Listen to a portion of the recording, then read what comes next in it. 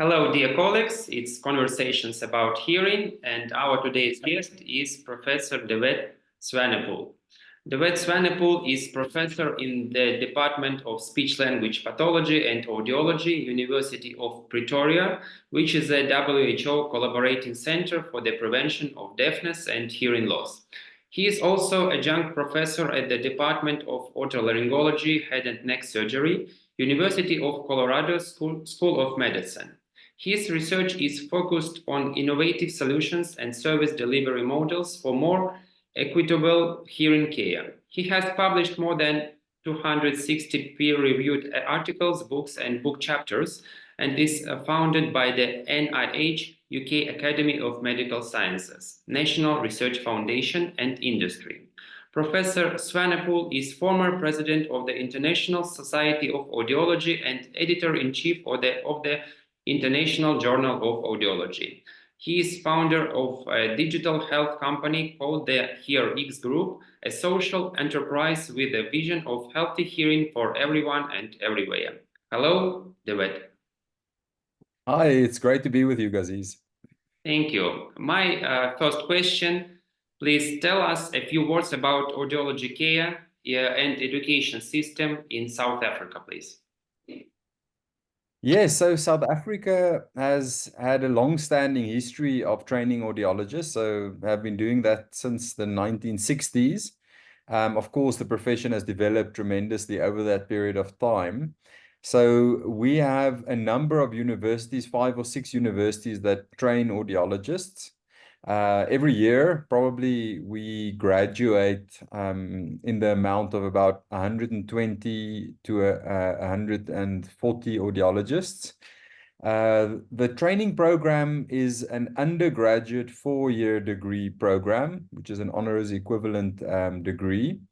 So they study right out of high school. It's a selection program. So they apply for the course. If they're selected, they get in, they do the 4 years. And then we have a compulsory 1 year of community service. So once they finish, it's almost like an internship. They go into the public healthcare sector and they provide services under provision for a year. And then once that's done, they're trained independent audiologists.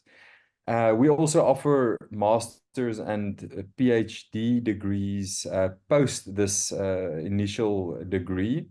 And those are all research-based degrees. So the master's and the PhD are research-based. So that's kind of the way in which audiologists are trained in the country. We have a population of about 60 million people in the country. We still don't have enough audiologists. So we have around, actively practicing audiologists somewhere between 1,000 and 1,600. That kind of changes and fluctuates a little bit, but that gives you a little bit of a picture of what the profession looks like and also the training of audiologists in South Africa. Many of your studies are devoted to the remote services in audiology. From your point of view, what are the main reasons of extensive development, the different aspects of teleaudiology or eAudiology worldwide? Yes, that's an interesting question, Gaziz, and I think it has a number of different answers and facets that we could touch on. So probably one of the biggest reasons why teleaudiology has developed so rapidly in the last 10 years is I think there's been a growing awareness of the tremendous need for hearing healthcare services around the globe. And I think that has kind of dovetailed and worked together with the WHO, who's become very active in the hearing health field with the advocacy, starting with World Hearing Day back in 2015, and all of those initiatives that have really shed some light on the fact that hearing loss is really a global epidemic. Sometimes it's referred to as an invisible epidemic, because so many people are affected and we haven't noticed and paid enough attention to it over the last couple of decades. But now that's changed quite a bit. So we know, according to the WHO numbers, that there are close to 500 million people who have permanent disabling hearing loss. That figure is going to grow tremendously from now until 2050. So the number of people who have hearing loss is increasing rapidly. And the reality is that the vast majority of people who have hearing loss don't have any access to hearing healthcare. So that's the status quo. So there's so many people affected. We know the negative impacts of hearing loss across the life span, but also across various personal and social factors. So it's a tremendous need. Many people require the services, they're not getting it. So let me use Africa as a use case. So depending on which figures you look at, between 3 and 9% of people on the African continent who require hearing aids actually get them. So that's, I mean, that's just absolutely shocking. People are not able to get services. And I think that's really been an instigator, at least also with our work and our interest in making sure that we work to leverage technology to address this need. And teleaudiology, eAudiology really positions itself well to change service delivery models in a way where we can actually reach people where they're not currently getting services. The reason they're not getting services obviously is varied. The major one is the fact that there isn't enough hearing healthcare professionals. That includes audiologists and ENTs. On the African continent, again, there's one audiologist to every 1,000,000 people. So that's just, you know, a situation where we cannot rely on existing service delivery models to provide services to people, even if we want to. And fortunately, we are living in the digital revolution where technologies have developed so quickly and changed so rapidly that they are providing us with tools that can enable e-health service delivery models that really can be, you know, scalable and that can reach tremendous numbers of people. So I think it's the culmination of this need, the shortage of access, but also the fact that we're living through a digital revolution, the fourth industrial revolution, if you want to call it that. And we're seeing the tools that are making these services available. Maybe just the last point to mention here, you know, we're also seeing these interesting trends in hearing healthcare services moving a little bit further along the continuum from pure healthcare delivery to more consumer-based service delivery models. And that, I think, you know, in terms of the over-the-counter hearing aid regulations in the US, are also part and parcel of this continuum of changes that are increasingly allowing us to develop models that look different to our traditional models, that rely on e-health, but that can really reach people where they're at, and that can do that in a scalable manner. DeWet, and which audiology services can be successfully provided remotely, directly from audiologist to patient, which are demanding for an assistant, for example, audiologist on the one side, assistant plus patient on the other side, and which ones can be provided face-to-face only? Yes, that's a good question, a big question, Ghazi. So let me kind of share some thoughts, and if you want to probe on something that I may have missed out on, please jump in. Of course, we should probably divide the discussion in terms of adults and children, right? Because it's very different. With adults, it's a lot easier to implement e-health and teleaudiology models. With children, there are very specific challenges that are obvious. And the way in which you implement it for children will look very different than it would look for adults. So maybe let's start with adults. You know, I think increasingly we've seen over the last few years that new service delivery models are coming about for delivering hearing healthcare services to adults, and that they're showing that it's effective and feasible with e-health and telehealth audiology technologies. So the fortunate thing with hearing loss in adults is that the vast majority of hearing losses, and depending on which countries it may differ, but probably somewhere between 85 to 95% of hearing losses in adults are really simple, straightforward sensory neural hearing losses that can be treated reasonably easy easily through a telehealth or e-health model of care to get the necessary testing and to get fitted with the most common treatment, which is hearing aids. And there's been a number of studies. We've also done a couple of studies around implementing community-based models where we use community health workers to facilitate the care on the ground, but audiologists are the remote managers who support the program. They conduct the training, and they also provide teleaudiology support remotely. And these models have been shown to really be effective to deliver hearing care to those people who have straightforward hearing losses in terms of detection, diagnosis, and then fitting of hearing aids in communities. So outside of traditional clinics, in primary healthcare settings, we can really make a massive difference in a scalable manner with these models. So that's maybe to say on that spectrum, I think especially in low and middle income countries, those models hold a lot of value. And the WHO is also in the final stages of finalizing a guideline for hearing aid delivery to adults in low and middle income countries or low income settings using these teleaudiology models. And we're actually currently running a feasibility trial demonstrating how this can work and that it's possible. And the results are very promising and exciting.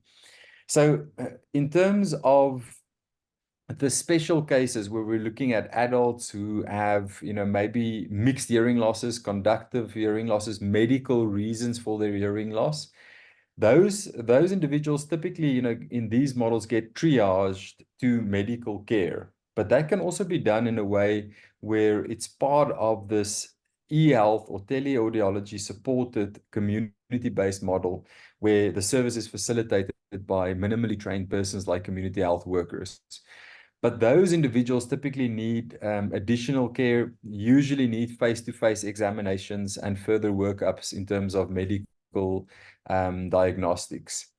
And I know I've just spoken about the kind of community-based models now. I know you were also referring to typical models where we're in the practice and what kind of services can be provided remotely if you're in a practice as an audiologist to patients remotely. And so in more traditional kind of settings. And I think the research here is quite comprehensive. We did a systematic review back in 2010, where we looked at all the available research that has been done in teleaudiology for providing services remotely. And back then there was only 27 papers and that covered screening, diagnostics, and intervention. But now, of course, we have much more evidence across a variety of different service delivery modes. But screening is obviously a one that can easily be done remotely. There's wonderful technologies available for that. Some of them can be self-tests. Some of them can be facilitated where there's a minimally trained person that's supporting them. In terms of diagnostic testing, I think there's evidence that every diagnostic test can be done remotely in adults, pure tone audiometry, autoacoustic emissions, electrophysiological testing. I think what we typically see is that a bone conduction testing has also been done successfully. If you test in communities, then bone conduction testing becomes a challenge when you're not in a soundproof environment. But then, of course, special groups need to be considered. Those patients with severe to profound hearing loss, again, the interventions there, cochlear implants, for example, require the face-to-face services. But for cochlear implants, we also know that there's amazing teleaudiology tools that allow us to check the device integrity, but also to do programming remotely.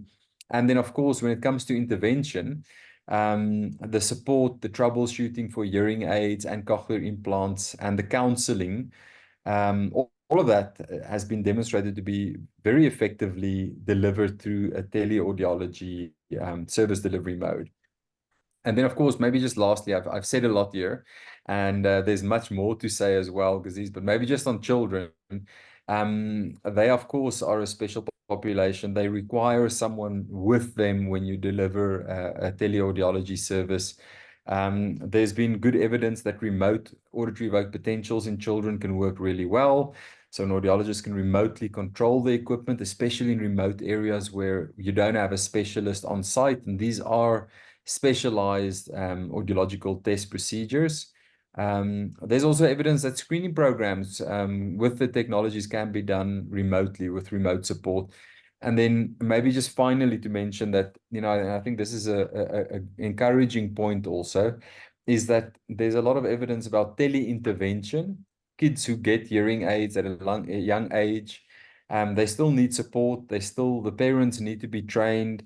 And there's really good evidence that children with cochlear implants or hearing aids can really benefit from remote tele-intervention, video conference-based support from specialists, but where it's usually parent, child interactions that are guided and supported by the interventionist. So maybe that's just a broad spectrum of thoughts and ideas that I wanted to share. I think there's much more to say there, but I've said a lot already, so maybe let me give you a chance.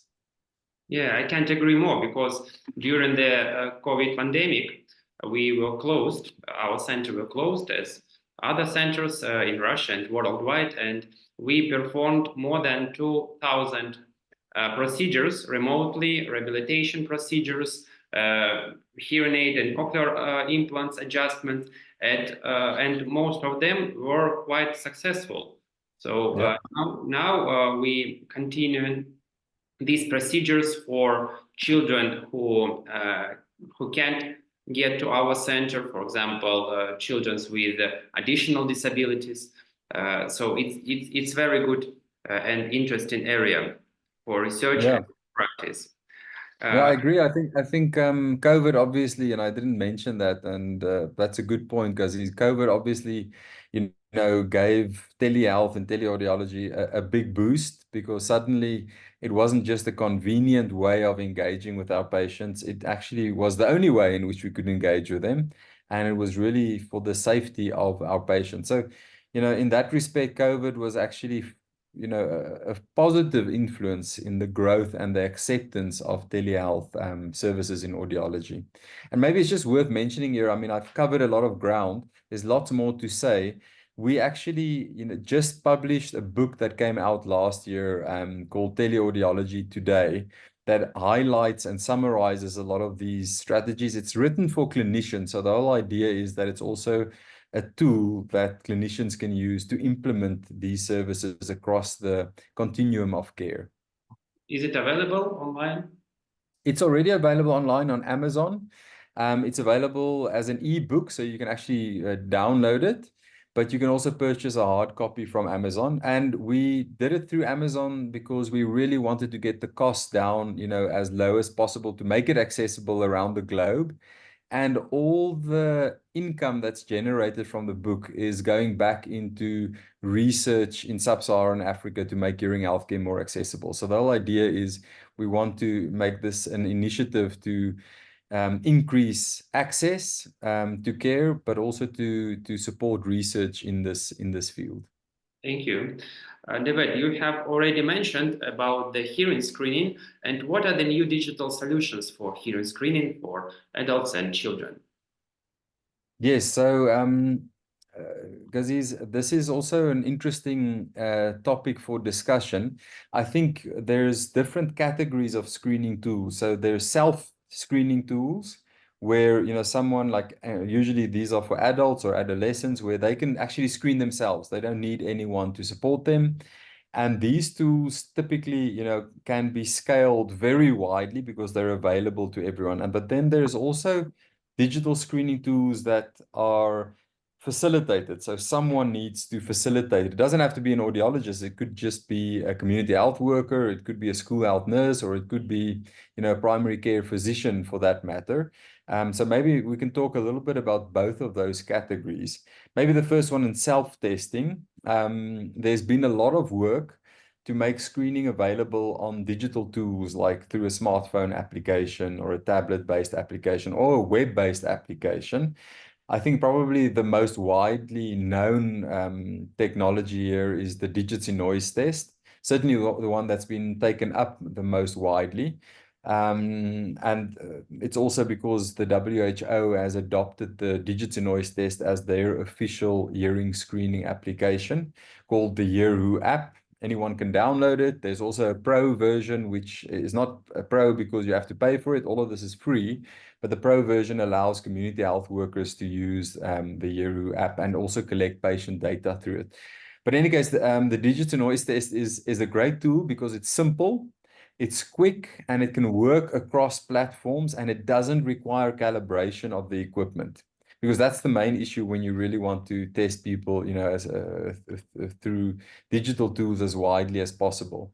So the digits in noise test is really simple. You hear 3 randomly presented digits, and then you need to punch them into the keypad on the digital device. And then that runs for about 2 to 3 minutes, and then you get an overall test result and test score, and it can tell you whether you are referred for further assessment or whether your hearing is still in the okay range. So that's on the digital noise side. It has been used widely across the world. The eAudiology app itself has been used almost by 500 million people, so almost 500 million people globally since its launch in 2019.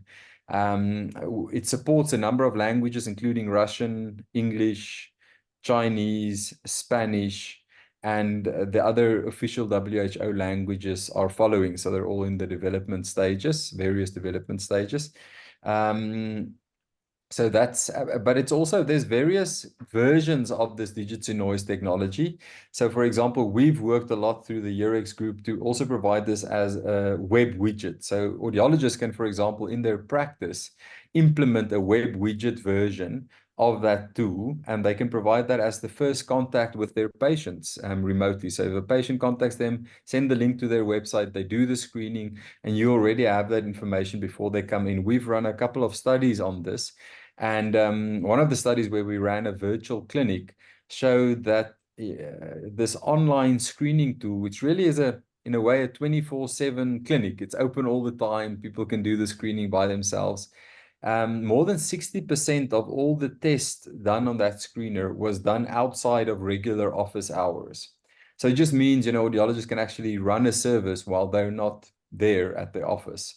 And then the patients leave the details and they can be contacted and brought into the practice. So that's on the digital noise test. I think one thing to mention here is that unfortunately, for children doing the DIN test, even though they can easily do the test, anywhere from 4 years and up, the normative data is difficult in children because there's this maturation effect for speech in noise listening in children. So the eAudiology app at this stage doesn't support screening kids younger than 16 years of age.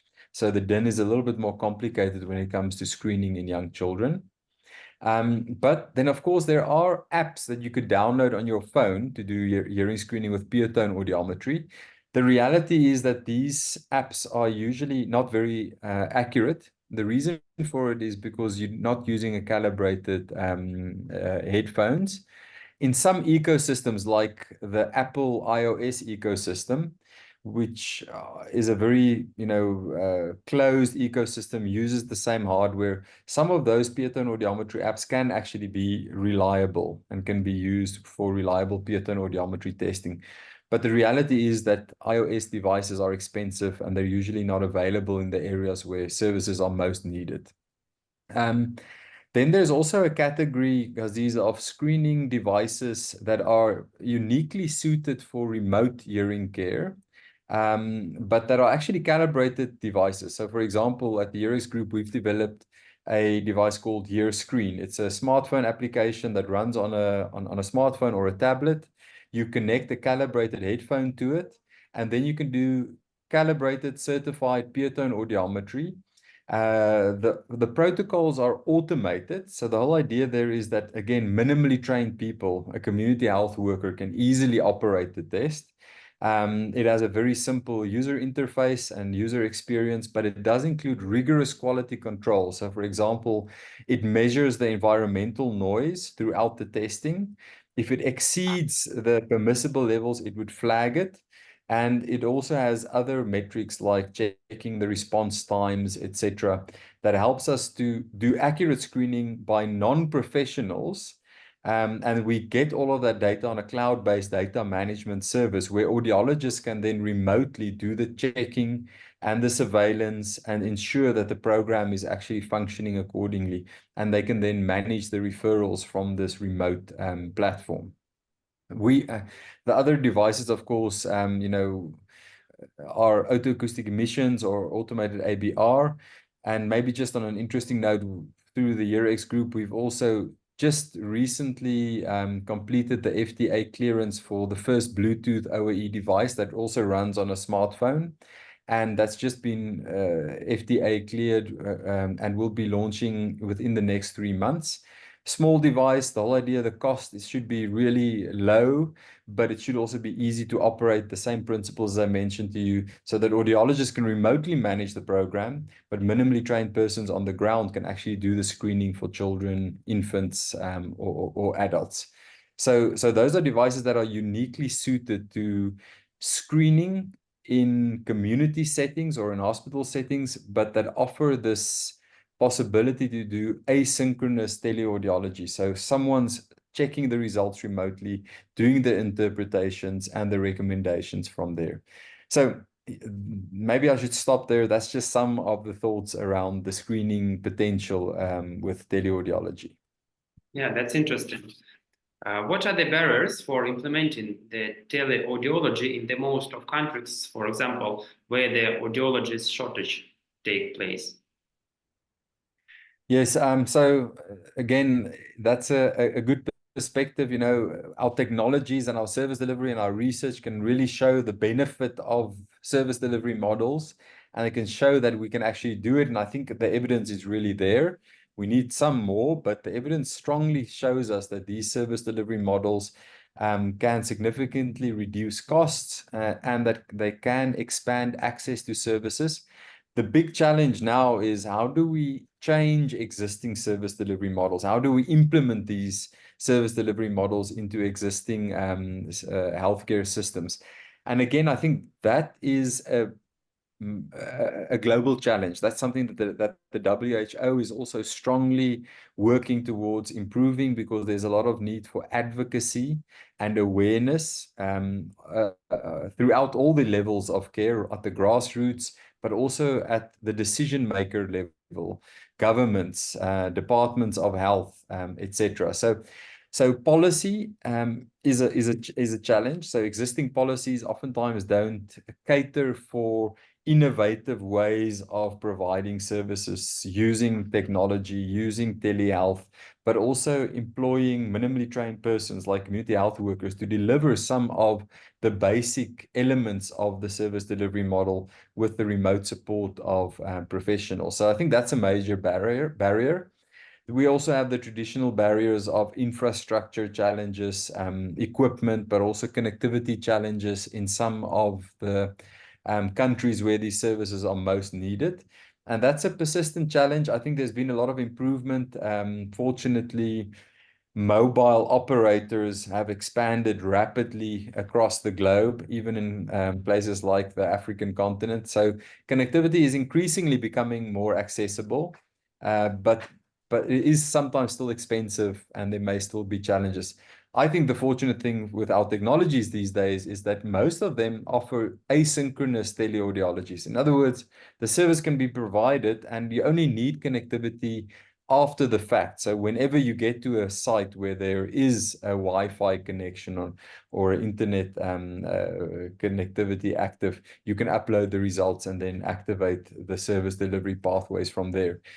But I think probably the biggest challenge is the fact that changes in healthcare is just very slow. We are hesitant to incorporate new innovations, except when we're under pressure. So in COVID, we rapidly implemented things because it was a life-threatening situation. But I think when it's a kind of a non-communicable disease like hearing loss, there's a lot of resistance to change. So, and there's also the willpower to actually invest in something like hearing loss that's not life-threatening, there's still work that needs to be done there to advocate for it. And unfortunately, the WHO is driving very strong campaigns. This year's World Hearing Day campaign is exactly on this topic about raising awareness and advocating for the importance of hearing care services. So I think all of those things are important barriers that will need to be addressed to make teleaudiology more widely implemented and used. Let's talk about an artificial intelligence and machine learning. I know that you are also keen on these technologies. What is their application in audiology?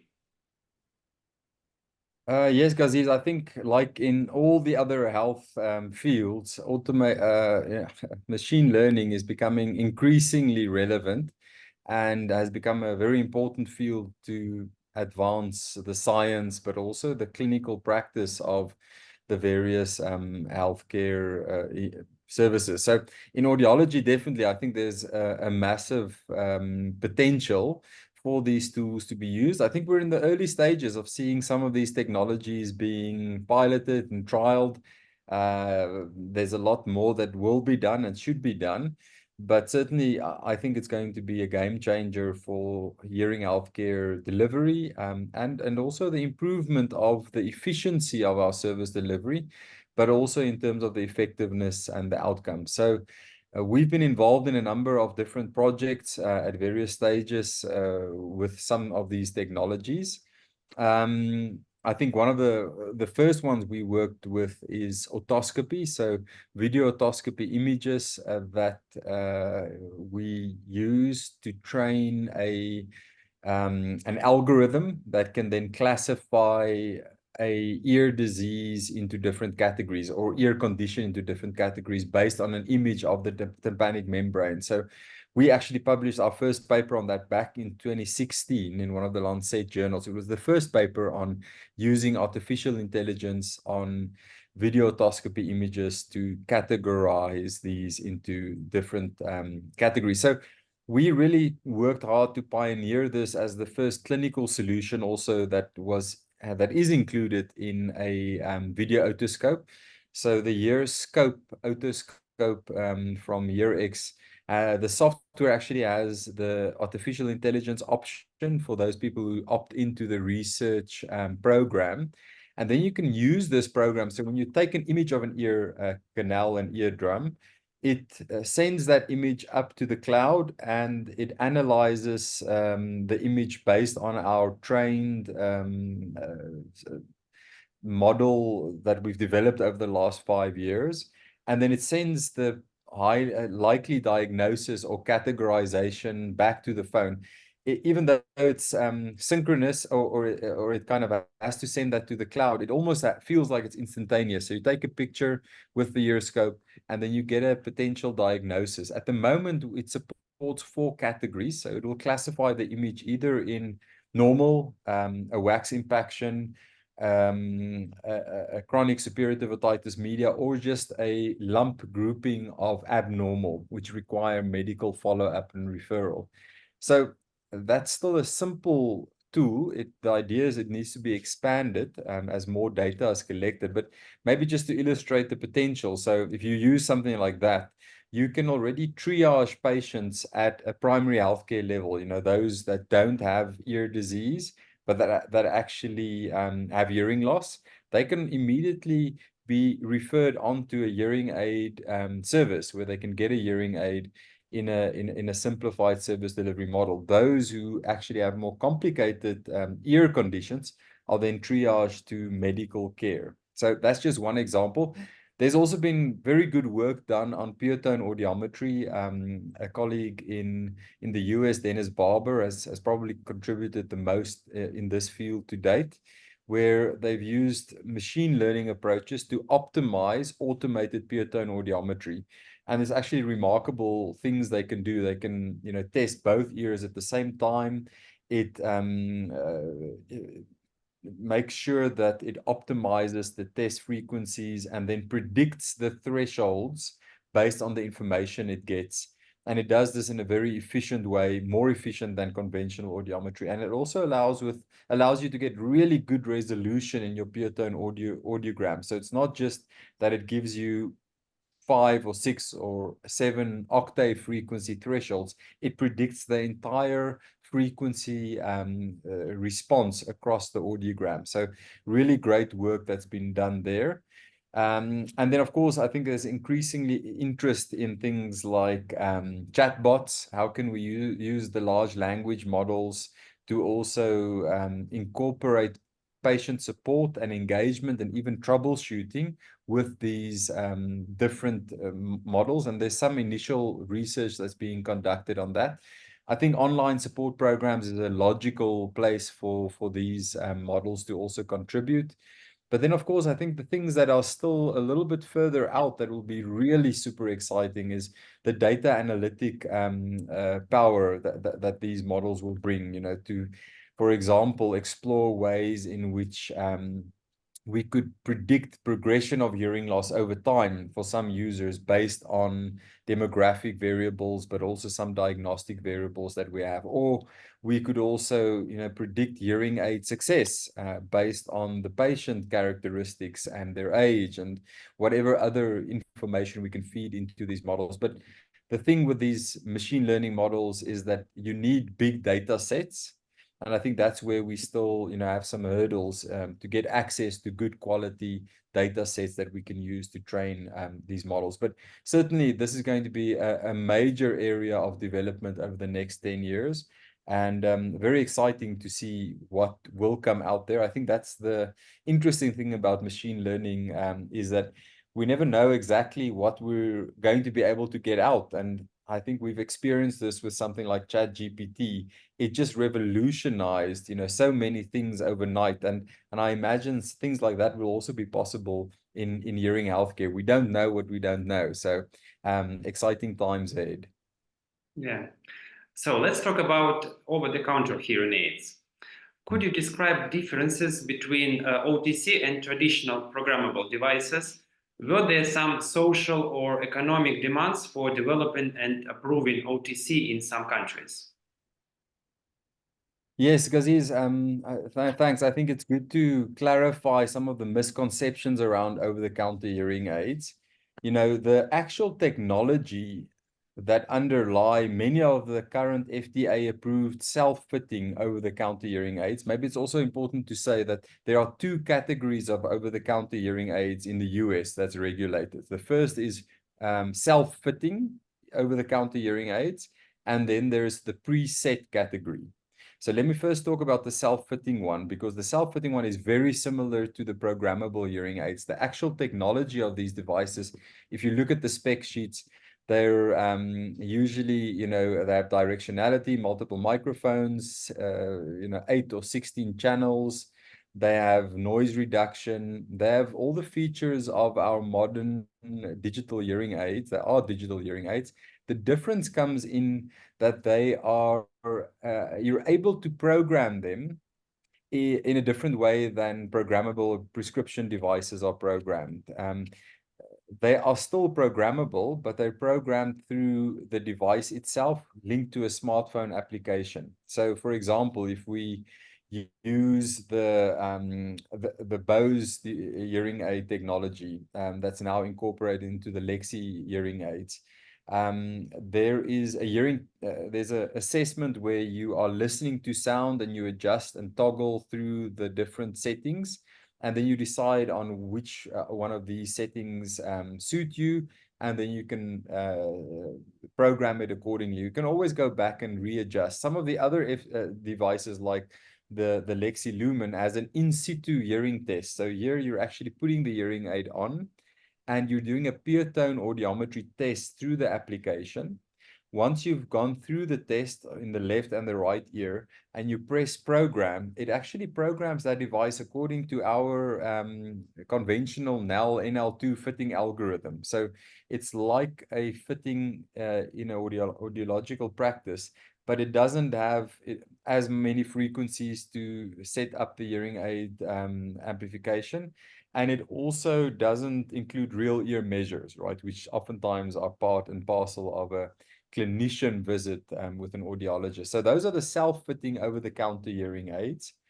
So it's really just the way in which they're programmed. So OTC devices are simpler. You program them very quickly. In a practice, they can put more detail and resolution on more activating more frequencies tested, and they can do things like real ear measures to verify. The preset over-the-counter hearing aids, these are hearing aids that are FDA cleared for over-the-counter delivery, but they come with pre-programmed programs. So you only have like 3 programs. You need to select one of those 3, and they provide different amplification ranges, right? So maybe a flat amplification range or a high frequency one. And then you choose yourself which of those settings. So they're the cheaper over-the-counter hearing aids. And the ones typically that probably give you slightly or poorer outcomes than the self-fitting line of products. The self-fitting products have been shown in some of the recent publications to actually show similar and equivalent results and outcomes in adults, self-reported outcomes, but also speech and noise outcomes for hearing aids that are programmed by audiologists. So I think we're seeing that the OTC devices can, for some patients, provide equivalent outcomes than they would receive in a typical clinic. So I hope that helps just to clarify some of the differences between these devices. So probably there is a model of OTC, for example, self-programmable OTC hearing aids who can combine both to be self-programmable. At the moment, for example, there is an audiologist shortage in the country, so the patient buys self-programmable hearing aid. But if the situation will be better, the hearing aid would be conventional programmable. Is it possible nowadays? Gaziz, you're touching on an important point. There's a lot of talk and initiatives even to make over-the-counter hearing aids, at least some of them, open to audiologists to program. So if someone has bought an over-the-counter hearing aid, that they can actually go into a clinic and an audiologist can connect this device to their software and then make some changes, even do real ear measures to make sure the amplification is appropriate for it. So there's definitely moves towards having this kind of hybrid model. So the first access point could be as an over-the-counter hearing aid, but then they end up with an audiologist to make some fine-tuning if they feel like the device is just not working for them the way they expected. Mm-hmm. I know that recently your team created a new line of these devices. Can OTCs really replace conventional hearing aids? And which group of patients would you recommend them for? Yeah. So as we mentioned, the EarX group, where I have an involvement in as an advisor, but also as one of the founders, we have launched a over-the-counter hearing aid line in the US called Lexi, and we've partnered with Bose. So the Lexi devices are powered by Bose, and we have a range of these hearing aids. They are all self-fitting devices. Some of them do in situ testing. Some of them use the original Bose self-fitting strategy, where you kind of change the hearing aid settings from treble and bass until you kind of are happy with the way in which it's amplifying for you. We've also now are releasing a version that combines those two. You can either choose to do an in situ test, or you can do the regular self-fit, or you can do both to kind of fit yourself with the hearing aids. So you're asking about, can they really replace a conventional hearing aids? And I think that's probably the wrong question, because they're not meant to replace conventional hearing aids, right? They're meant to be a different category of hearing aids that expand the reach of these devices to more people. So we just spoke about this earlier, that access to hearing aids is extremely poor. Even in a country like the US, which is a high income country, the penetration rates of hearing aids for people who need them is less than 30%. So people are not getting hearing aids. A big part of that is cost. So hearing aids are very expensive in these settings. There's a lot of out-of-pocket expenses. So the whole OTC initiative was to say, how can we make devices more affordable, and how can we make them available to consumers so they can access them right away and do the fitting themselves. And I think part of the thinking there was also to allow consumer brands like Bose to be players in this field, so that it takes away a little bit of the stigma of hearing aids, right? So Bose, for example, is associated with high quality sound. You know, people like to have their Bose headphones. Um, and now if you have hearing aids that are Bose, it does take away a little bit of the stigma, right? It's also the fact that these devices are not just hearing aids anymore. They're also streaming devices. They are streaming your music, they're streaming your calls. So they become more lifestyle consumer devices, yes, that also amplify. And I think that's the value of this kind of over-the-counter consumer drive. It's also supposed to reach people who have mild to moderate hearing loss. So again, it's not for those severe and to profound cases. They need specialized care and services provided by audiologists. So that's not going to change. And it's also for people who feel comfortable to set up a device themselves. Many people don't. They want to go with someone who wears a white coat, who is an expert, and who can provide them with the advice to decide on which is the best device for them. That's always going to be around. But over-the-counter hearing aids are providing an avenue for people who previously may not have wanted to go into an audiology practice because they're scared, a little bit of the stigma, they don't feel they're ready. Now they feel they can order something online, or they can buy it in a Best Buy, try it, and it takes away the stigma because it has a consumer brand attached to it. So I think that's one of the important things there to mention. And maybe I should just also mention, I think, yeah, I think this is an exciting area. There's a lot of uncertainty in the field around this, but I think we're now more than a year beyond the first release of over-the-counter hearing aids, and there's been a lot of learnings. And I think we're seeing that there's a place for both fields, the conventional, but also the over-the-counter devices. So maybe let me leave it at that for now. DeWet, during the last conference, I was surprised by the big number of talented students and young audiologists from South Africa. What are the secrets of creating such a team? Well, thank you, Gaziz. I'm glad you were impressed with the students. We certainly feel like we have good quality students. I think part of it is in our program, we have a selection program. So the students who come in, they need to apply, and they need to have a certain, obviously level of grades for them to be accepted in the program. So we're fortunate to work with good students from the start. And then those who are incentivized to actually continue with postgraduate studies, masters and doctorates, are usually, students who are self-motivated. They want to pursue careers in academia or research. So they're motivated and enthusiastic usually. I think we feel fortunate that we have a strong research group as well. So our kind of teleaudiology, eHealth, mHealth group has gained a lot of good momentum. We've got good international partners and collaborators. So students get the opportunity to partner with people outside of the country. They also get the opportunity to go to international conferences oftentimes and get exposed to meet the new people. And we are very much focused on having our postgraduate students do research that is publishable. So we work a lot to plan the research projects in such a way that we can get publications out for them, so they build their track records and their CVs right from the word go. So I think all of those are part of the ingredients. We feel grateful and we're fortunate that we have a strong team at our university at the moment. So my last question to you will be a bit philosophical.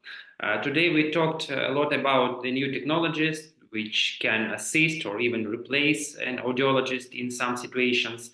The most popular question when discussing this topic: if an artificial intelligence developed up to the high level, if the hearing aids kept simplifying, what an audiologist would do in a few years, and won't we all lose our jobs? That's an interesting question. I think it's not just a question in audiology, right? There's a question in many different fields. You know, ChatGPT and its release kind of raised that question for many different fields. And I certainly think it's going to change professions. And maybe there's some professions that it will replace. But I think the reality is that it will change and mold professions in different ways. So I don't see that audiologists are ever going to lose their jobs or be replaced. There's just too many people who have hearing loss that require services, and there's too much of a range of services that need to be provided. So I don't see that happening. I see that our profession is going to have to change, and I think some of these pressures from OTC, from AI, is actually going to be good for the profession. It's bringing us back to become experts in hearing healthcare instead of being, I think in some respects, the profession in some areas have kind of drifted into becoming a hearing aid sales profession. So we're just selling devices instead of the fact that we're actually hearing healthcare professionals.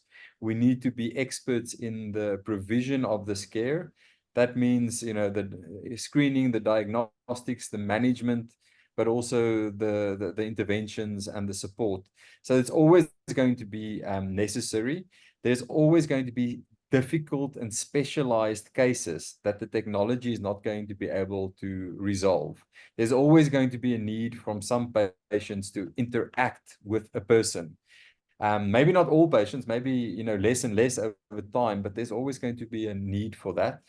And as we mentioned, hearing loss is an epidemic. We just don't have enough people to deliver the care. And maybe I should mention OTC as an example, because it has created a lot of anxiety from audiologists around the globe. Is this replacing me as a professional? The interesting thing is the first year of OTC and the launch in the US, it's kind of a use case for us. The market of over-the-counter hearing aids grew. The vast majority of patients, let me use Lexi, for example, because I'm familiar with the stats there. More than 90% of Lexi users are first-time hearing aid users. So these are new people who have not gone into clinics yet. They are younger than the traditional users. So it's a different cohort of people. We're also seeing from the initial data in the US, a recent large-scale survey that was conducted, is that audiologists are reporting that instead of seeing declining revenue and income, they're actually seeing that their income is increasing. It's either stayed the same or it's increased. So there's also this effect that OTC is making people more aware of hearing loss. So it probably is having a spillover effect into audiology and the professional services. So they're seeing more people. So it's good for hearing healthcare in general because we're providing more access points. And then, of course, I think maybe to end off with this, Gaziz, is just that we also need to take the perspective of the patient, right? Now patients have more options, more choices, and they're actually able to access care. Oftentimes, previously, they were unable to afford it. Now there's some affordable options for them. So patients win, and I think professionals will also win in the long run. So, DeWet, it was extremely interesting for me personally, and I'm pretty sure that for other colleagues as well. Thank you for this conversation, and probably see you soon. Great, Gaziz. Thank you for having me. It was good to have this conversation. Yes, and let's do it again sometime.